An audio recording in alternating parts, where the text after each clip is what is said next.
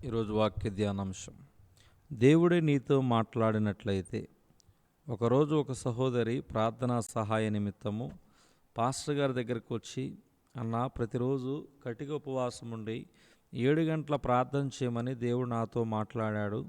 ఆ విధంగా నేను ఉపవాసం ఉండి 7 గంటలు ప్రార్థన చేయటం మొదలుపెట్టాను. కానీ ఒకరోజు ఆకలి ఎక్కువై స్వీట్ తిన్నాను.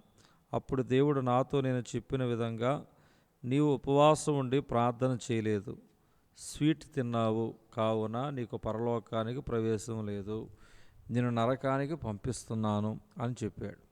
అప్పటి నుంచి నాలో నెమ్మది లేదు.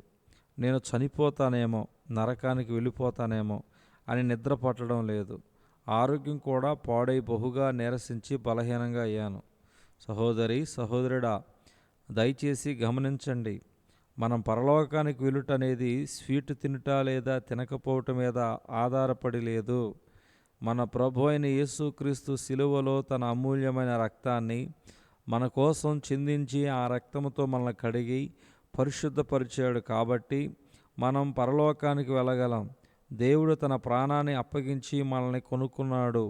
కావున ఎవరు ఏది కూడా ఆయన నుంచి మనల్ని వేరు చేయలేదు. ఒక స్వీట్ ముక్క లేదా బెల్లం ముక్క తనకి పరలోకం దూరం చేసిందని ఆ సహోదరి అనుకుంటుంది. ఇటువంటి పిచ్చి దర్శనాలు ఎందుకు చెప్పండి? యేసుక్రీస్తు స్వయాన తానే వెళ్ళి తన శిష్యులతో మీరు శోధనలో ప్రవేశించకుండా మెలకువగా ఉండి ప్రార్థన చేయమని చెప్పి, తర్వాత తాను రాతివేత దూరం వెళ్ళి ప్రార్థన చేసి తిరిగి వచ్చి చూస్తే అండగా ఉండవలసిన శిష్యులు నిద్రపోతూ కనిపించారు.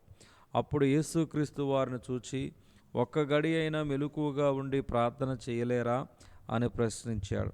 కానీ దుర్మార్గులారా, వీరు నాశనం అయిపోతారు, మిమ్మల్ని నరకానికి పంపించేస్తాను అని అనలేదు. మన ప్రభు ఆ విధంగా కఠినంగా మాట్లాడేవాడు కాదు.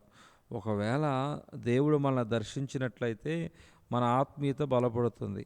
దేవుడు మనతో మాట్లాడినట్లయితే మనల్ని దీవించడానికి, ఆదరించడానికి, సరిచేయటానికి మాట్లాడతాడు. కానీ ఎన్నడూ శపించడానికి, కీడు చేయడానికి మాత్రం మాట్లాడాడు.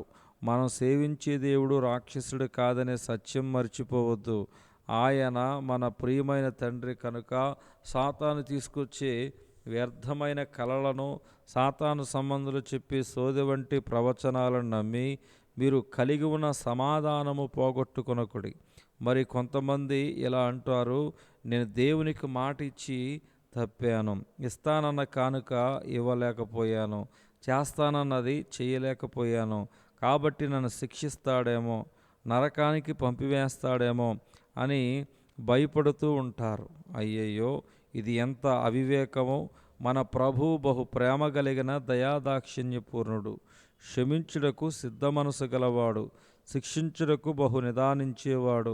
అదే సమయంలో దేవునికిచ్చిన మాటను నిర్లక్ష్యము చేయక నెరవేర్చే ప్రయత్నం మనవంతు చేయబద్దులమై ఉన్నాము. నేను మిమ్మును గుర్చి ఉద్దేశించిన సంగతులను నేను ఎరుగుదును. రాబో కాలమందు మీకు నిరీక్షణ కలుగునట్లుగా అవి సమాధానకరమైన ఉద్దేశములే గాని హానికరమైనవి కావు. ఇర్మియా గ్రంథం 29వ అధ్యాయము 11వ వచనములో మనం చూడగలుగుతున్నాం. దేవుడి దిన వాక్య ధ్యానం దేవుడు దీవించునుగాక. ఆమేన్.